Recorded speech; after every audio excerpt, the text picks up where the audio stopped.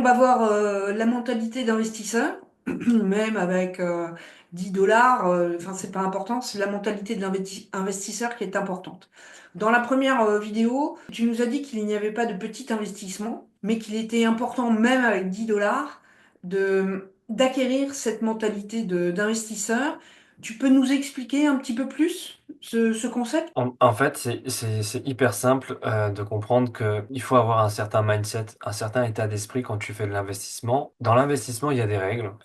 Déjà, la première, c'est on ne met pas d'argent qu'on n'est pas prêt à perdre. Ça, c'est la base. Effectivement, on n'est pas là pour perdre de l'argent, mais quand on fait de l'investissement, il faut comprendre que cet argent-là, il y a toujours un facteur risque, peu importe dans le modèle, dans le fonds ou dans le marché dans lequel vous allez investir, parce que vous ne maîtrisez pas 100% des choses. Au même titre que quand vous traversez la rue, vous pouvez vous faire écraser. Même si vous savez marcher, vous n'êtes pas à l'abri. Donc, pour l'investissement, c'est pareil. On met pas d'argent qui risque de nous manquer à la fin de mois. On met pas l'argent qu'on a besoin pour payer ses factures. Ça, c'est vraiment, vraiment important. On se met pas en danger pour faire de l'investissement. L'investissement, ça nous permet d'aller chercher des objectifs avec justement ce qu'on a pour démarrer. Et qu'on ait 10 dollars ou 100 000, comme j'expliquais tout à l'heure, c'est la même mécanique. C'est le facteur temps qui va changer, mais vous pourrez très bien partir avec 10 dollars sur quelque chose de réfléchi, peut-être moins rentable par rapport à du gain, vous faire une base solide, et une fois que vous avez fait prospérer un petit peu ces capitaux-là,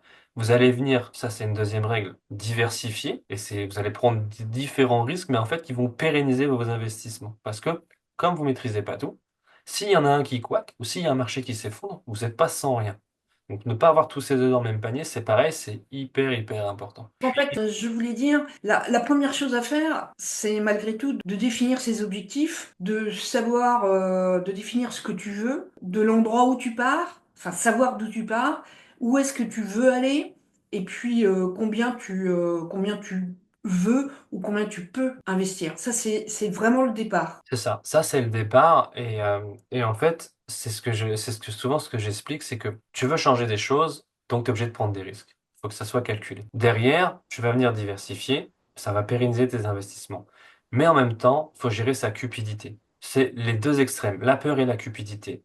La cupidité, c'est en gros, si tu réinvestis tout le temps tout ce que tu gagnes, tu t'exposes au risque de tout perdre.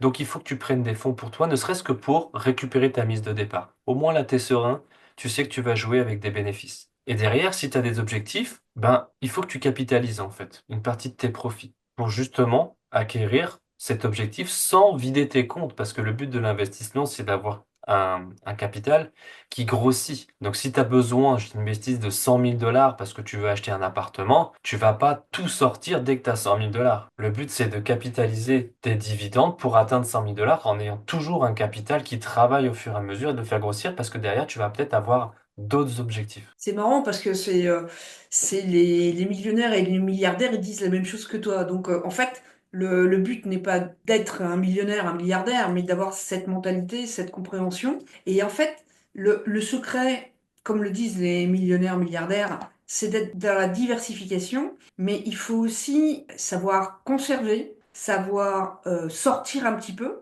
pour investir et surtout pour vivre et récupérer la mise qu'on a fait au départ. Donc, en fait, comment est-ce que tu fais ça? En fait, moi, ça s'est fait par obligation. Donc, en réalité, sans le savoir, je me suis éduqué et j'ai mis en place une mécanique qui n'est pas forcément celle de tout le monde. Et je vais pas dire que ce que je fais, c'est la meilleure façon. Mais comme j'ai expliqué, quand moi, je suis arrivé en Espagne, j'avais plus un sou, mais j'avais des factures quand même.